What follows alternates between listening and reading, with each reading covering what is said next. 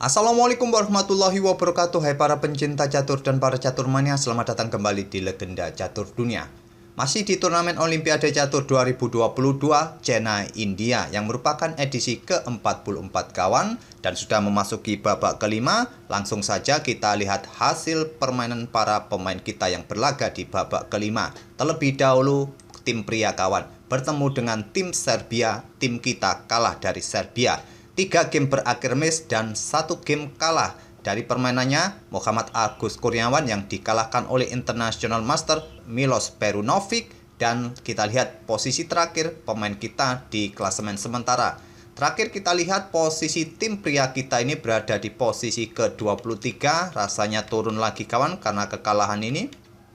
Kemarin lebih baik dari Norwegia kawan. Norwegia kemarin di 53 posisinya, sekarang naik kawan. Tentu saja dengan kekalahan ini tim Indonesia turun ke peringkat 48. Sekarang kita lihat posisi pemain wanita kita kawan yang bertemu dengan Armenia. Dua tim kita bertemu dengan tim Eropa yang merupakan tim-tim mapan kawan. Armenia juga merupakan atau mempunyai tradisi catur di negaranya. Kalau tidak salah di sana ada kurikulum buat anak sekolah kawan, mewajibkan pelajaran catur.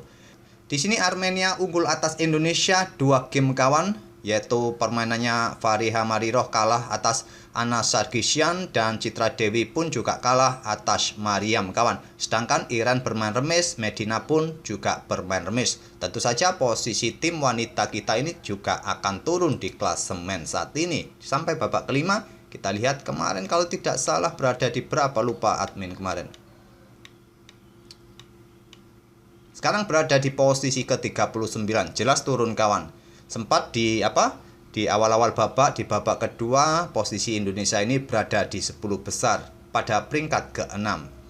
Dan kayaknya kurang asik kawan untuk mengulas game-game para pemain kita yang kalah. Ya ini juga untuk menjaga mentalitas para pemain agar juga tetap percaya diri, tidak terlalu mengekspos permainan kekalahan mereka. Jadi tetap kita akan dukung di babak selanjutnya seperti apa kawan. Jadi untuk kali ini saya akan kasih game yang lain, tidak mengulas permainan kalah dari para pemain kita. Kita akan coba lihat permainannya Magnus Carlsen lagi kawan, yang bertemu dengan tim Afrika. Tim Norwegia menang atas tim Afrika Zambia dengan 3 game kemenangan dan 1 game remis kawan. Magnus Carlsen tentu saja menghadapi pemain Zambia yang elo ratingnya tak ada yang Grandmaster di tim ini kawan. Yang paling tinggi ini adalah lawannya dari Magnus Carlsen ini adalah Gilan Bwalia dengan elo standarnya 2396. Cukup jauh perbedaan elo rating kedua pemain. Dan saya pernah mengulas permainannya Gilan Bwalia ini kawan saat bertemu dengan Iren Karisma Sukandar kira-kira pada bulan Januari pada event Gibraltar Chess Festival. Link ada di kolom deskripsi ataupun juga ada di akhir video, nanti saya sertakan linknya untuk melihat permainannya Iren saat melawan Gilan Bwalia ini. Langsung saja kita ke permainannya kawan. Tentu saja Carlsen ini kalaupun menang atas pemain yang elo ratingnya jauh di bawahnya ini, tambahan elo rating yang dia dapat tidak banyak kawan, bahkan tidak lebih dari 1 angka kemungkinan.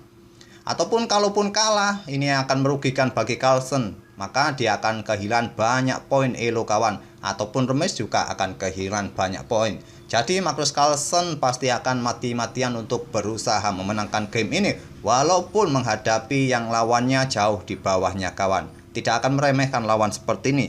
Kalau dia sampai lengah, dia akan kehilangan elo rating. Padahal target dari Magnus Carlsen ini adalah mengejar angka 2900. Tentu sangat berat juga bagi Magnus Carlsen daripada mempertahankan gelar juara dunianya. Jauh lebih berat untuk mendapatkan 2900. Oke, langsung ke langkah pertama. Di sini Carlsen yang pegang hitam dan Gilan Bwalia pegang putih. Mengawali dengan pion D4, Carlsen kuda F6, pion C4, pion E6, kuda C3 dan pion D5. Kita temui variasi permainan Queen's Gambit Decline, variasi kuda menteri, kuda C3 ini kawan. Ya, tapi masih bisa bertransposisi ke bentuk apapun kawan. Kuda F3, gajah B4, Carlsen melanjutkan Ragozin defense. Pion E3, rokade oleh Carlsen, pion A3. Kita berubah lagi kawan ke bentuk permainan Nimzo Indian defense. Mungkin kalian melihat bahwa Nimzo Indian defense tadi setelah pion ini, pion E6, langsung mengeluarkan gajah gelapnya ke petak B4, Nimzo Indian. Tapi lihat kawan, pergerakan pion D5 yang juga sering dimainkan dalam permainan Nimzo Indian, bukan hanya pion C5 ini saja. Di sini Carlsen langsung bertukar gajah pukul kuda J3, dipukul balik oleh pion B. Sekarang Carlsen melanjutkan dengan pion C5, langkah yang standar dalam permainan Nimzo Indian Defense. Pion-pion pusat ini kawan langsung gebrak mengcounter attack dua pion putih di petak pusat, dan di sini gajah berkembang ke petak D3. Kalau Stockfish menyarankan gajah ini cukup ke petak E2. Gajah D3, Carlsen melanjutkan pertukaran pion D pukul pion C4. Kalian juga bisa melangkahkan menteri keluar terlebih dahulu atau bermain dengan pion B6 juga bisa. Itu pun rekomendasi dari engine. Tapi langkah pertukaran pion seperti ini masih cukup lumrah kawan dalam permainan Nimzo Indian Defense. Apapun masih bisa terjadi, permainan masih cukup seimbang, dan selanjutnya menteri C7. Lanjut Carlsen memberikan serangan X-ray, nanti pion pukul pion dan punya tempo ancam gajah terang ini. Ancaman ini diantisipasi dengan langkah kuda bergerak ke petak D2. Langkah ini sebetulnya ya kira-kira agak sedikit aneh kawan. Mungkin adalah tujuannya membackup gajah ataupun juga membackup petak E4 dari aktivitas kuda. Tapi saat kalian ada ancaman X-ray ataupun ancaman terhadap perwira, kalau punya kesempatan untuk menghindar, mencari posisi yang lebih bagus lagi, maka carilah posisi yang lebih bagus untuk menyelamatkan atau terhindar dari tekanan yang berlebihan, agar nanti para perwira yang lain juga tidak pasif untuk menjaga perwira. Jadi carilah posisi yang lebih aktif lagi kawan. Stockfish menyarankan dua peta, gajah mundur ke E2 ataupun ke peta A2. Tapi putih atau Gilan ini melangkah dengan kuda D2, Carlsen melanjutkan kuda C6, rokade oleh Gilan, dan Carlsen menggeser benteng bergeser ke petak D8. Sekarang pion F4. Langkah ini terbilang cukup agresif, yaitu segera mungkin mengeluarkan benteng, memberikan akses nanti bagi benteng bisa keluar kawan. Tapi dengan mendorong pion ini, pion yang ada di petak E3 ini menjadi lemah. Coba lihat, kuda simpel saja bisa bergerak ke sini kawan, memberikan pressure bagi dua pion. Memang cukup sederhana untuk mengantisipasinya, yaitu dengan langkah kuda ke peta E4, maka terbuka diagonal gelap bagi gajah untuk mengawasi pion. Kuda pun nanti juga bisa mengawasi pion E3, tapi masalahnya juga tadi yang saya sebutkan bahwa ancaman X-rayan ini pun nanti akan terbuka kembali saat kuda ini pindah. Dan juga akan memberikan ruang lemah nanti di peta E4. Kalaupun kuda ini juga nanti akan pindah, kontrol peta E4 nanti akan hilang kawan. Di sini Carlsen memanfaatkan dengan langkah kuda ke peta D5. Jelas garbuan pada dua pion ini kawan. Walaupun Stockfish juga mengira langkah ini juga kurang bagus. Langkah yang bagus Stockfish adalah melangkah dengan kuda A5 serang gajah terang terlebih dahulu. Mungkin di sini menteri E2 ataupun gajah ini bergerak ke peta B5 ataupun ditarik mundur ke peta A2. Mungkin itulah yang akan menjadi jawaban bagi putih saat kuda A5 ini. Carlsen bermain simpel dengan kuda ke peta D5, berharap diprovokasi gajah melakukan pertukaran. Nanti Carlsen mendapatkan pion pusat, kontrol-kontrol peta-peta terang ini, walaupun pionnya nanti menjadi pion terpisah di peta pusat. Putih terprovokasi kawan untuk menyelamatkan pion-pion dari ancaman kuda hitam ini. Sikat kuda melakukan pertukaran, dipukul balik. Di sini tadi kuda juga bisa lompat ke peta ini kawan, karena setelah kuda tadi lompat jadi peta ini cukup aman dan pion-pion ini sementara cukup aman juga. Dan kemungkinan kuda A5 juga akan diteruskan oleh Carlsen. Tapi sekali lagi putih salah mengambil keputusan dengan melakukan pertukaran, terprovokasi oleh langkah Carlsen, dan peta-peta ini sudah mendapatkan kontrol dari pion hitam. Mungkin kalian mengira ingin mengadu pion semacam ini kawan. Kalau Stockfish sih menyarankan mendorong pion F terlebih dahulu. Ya tentu akan dilagedeni oleh Carlsen, sehingga Carlsen juga mempunyai lajur D yang terbuka, yang semi terbuka maksud saya, yang sudah siap ditempati oleh benteng hitam. Posisi Carlsen akan semakin lebih bagus.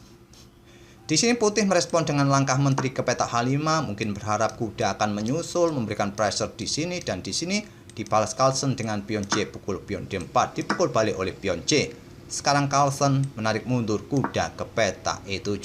Persiapan untuk manuver, memberikan backup bagi pertahanannya kawan, ataupun juga nanti ya persiapan banyak sekali nanti pilihan bagi kuda juga melangkah, dan dibalas dengan langkah kuda F3 melanjutkan rencana. Carlsen melanjutkan pengembangan gajah terangnya ke F5.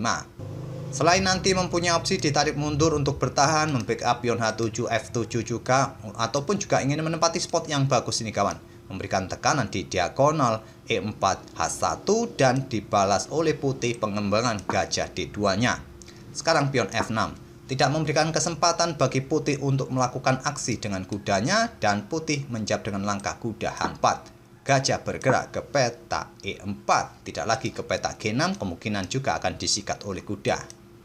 Di sini posisi gajah ini cukup bagus kawan, akan memberikan pressure bagi pion G2, menteri pun siap meluncur juga di baris kedua ini kawan, atau nanti benteng Carlsen mungkin terlebih dahulu nanti yang dipersiapkan di lajur C, menteri pun nanti juga bisa menyusulnya, dan di sini putih menjawab dengan langkah pion F4. Memberikan ruang bagi benteng bergerak ke lajur G dan membantu para menterinya untuk beraksi. Di sini benteng AC8 lanjut Carlsen dan gajah B4. Karena gajah di posisi ini juga kurang bagus diagonalnya kawan, terblokade oleh pionnya sendiri. Jadi dia memanfaatkan diagonal ini untuk mengejar kuda yang ada di peta E7. Carlsen membiarkan saja, dia melangkah dengan pion A5, usir gajah atau menantang pertukaran dengan kuda.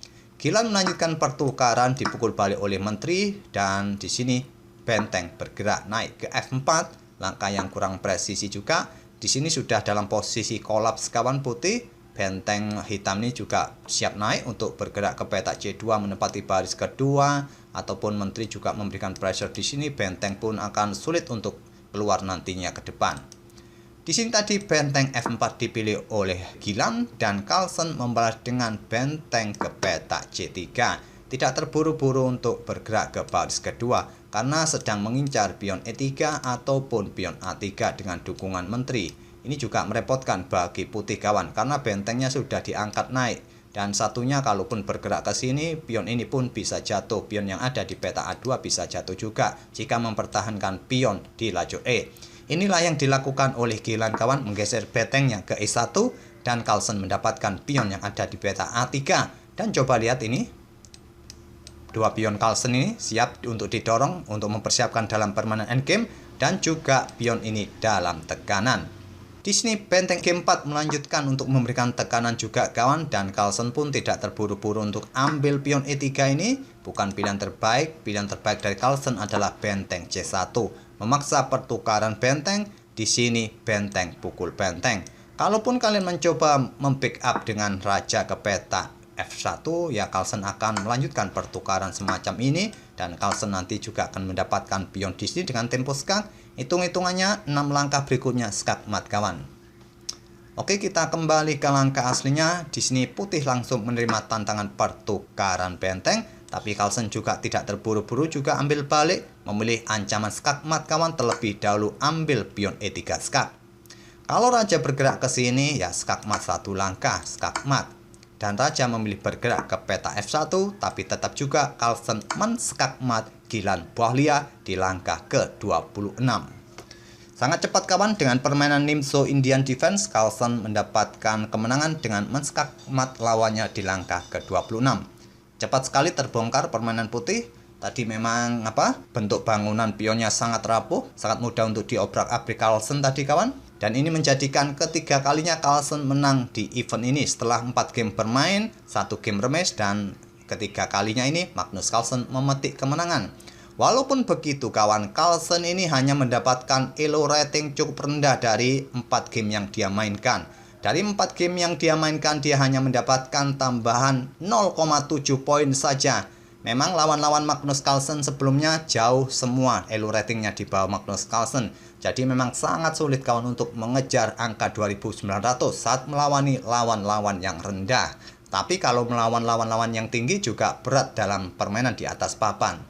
Ya, sekarang Magnus Carlsen masih mempunyai 2864 ditambah 0,7, nanti ya akan hanya mendapatkan tambahan 1 poin. Ya, kira-kira target Magnus Carlsen berapa poin di turnamen ini? Saya rasa juga tidak terlalu banyak kawan, karena di event ini jarang pemain level atas atau Super Grandmaster di atas 2700 yang mengikuti turnamen ini. Oke, itulah permainan dari Magnus Carlsen kawan yang mendapatkan kemenangan ketiganya di event ini. Semoga permainan dari kedua pemain ini bisa menghibur kalian, dan kita akan bertemu di video-video berikutnya. Terima kasih. Wassalamualaikum warahmatullahi wabarakatuh.